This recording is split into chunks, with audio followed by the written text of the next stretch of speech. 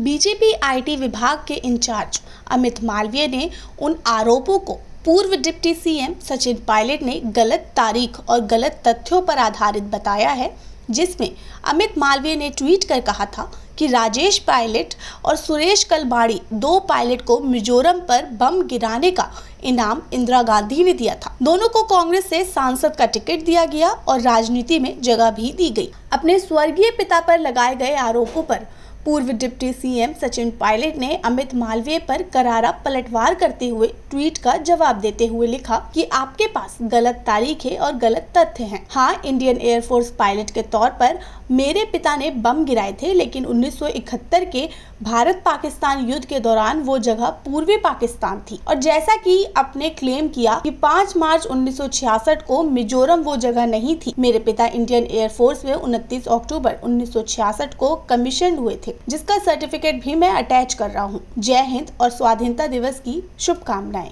सचिन पायलट ने कहा कि स्वर्गीय राजेश पायलट जी 29 अक्टूबर 1966 को भारतीय वायुसेना में कमीशन हुए थे। ये कहना कि उन्होंने 5 मार्च 1966 में मिजोरम में बर्फबारी की थी काल्पनिक है, तथ्यहीन है और पूर्ण तरह भ्रामक है। हाँ, 80 के दशक में एक राजनेता के रूप में मिजोरम में युद्ध विराम करवाने और स्थायी शांति संधि स्थापित करवाने में उन्होंने महत्वपूर्ण भूमिका जरूर निभाई थी। बता दें, अमित मालवीय ने ट्वीट कर लिखा था कि राजेश पायलट और सुरेश कलमाड़ी भारतीय वायुसेना के उन विमानों को उड़ा रहे थे जिन्होंने 5 मार्च 1966 को मिजोरम की राजधानी आइजवाल पर बम गिराए। बाद में दोनों कांग्रेस के टिकट पर सांसद और सरकार में मंत्री भी बने। स्पष्ट है कि नॉर्थ ईस्ट में अपने ही लोगों पर हवाई हमला करवाने वालों को इंदिरा गांधी ने बतौर इनाम राजनीति में जगह दी और सम्मान भी दिया। मालवीय ने ट्विटर पर एक वीडियो पोस्ट किया और लिखा कि राजेश पायलट और सुरेश कलमाड़ी भारतीय वायुसेना के वो विमान उड़ा रहे थे जिनसे 5 मार्च 1966 को मिजोरम की राजधानी आइजोल पर बम गिराए थे। बाद में वो दोनों कांग्रेस सांसद और बाद में मंत्री बन गए।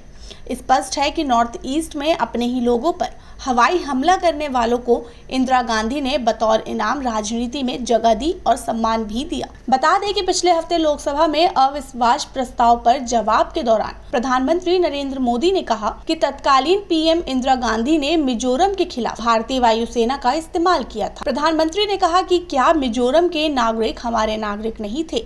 आज भी मिजोरम हर साल 5 मार्च को शोक मनाता है।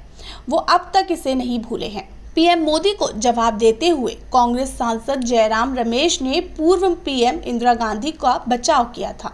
रमेश ने कहा कि मार्च 1966 में मिजोरम में पाकिस्तान और चीन के समर्थन पाने वाले अलगाववादी ताकतों से निपटाने के लिए इंदिरा गांधी के असाधारण फैसले की आलोचना दयनीय है। कांग्रेस सांसद ने कहा कि इंदिरा गांधी ने मिजोरम को बचाया, भारत से लड़ने वालों के साथ बातचीत शुरू की और 30 जून 1986 को एक शांति समझौते पर हस्ताक्षर किए। जिस तरह से समझौता हुआ वो उल्लेखनीय कहानी है जो आज मिजोरम में भारत के विचारों को मजबूत करती है।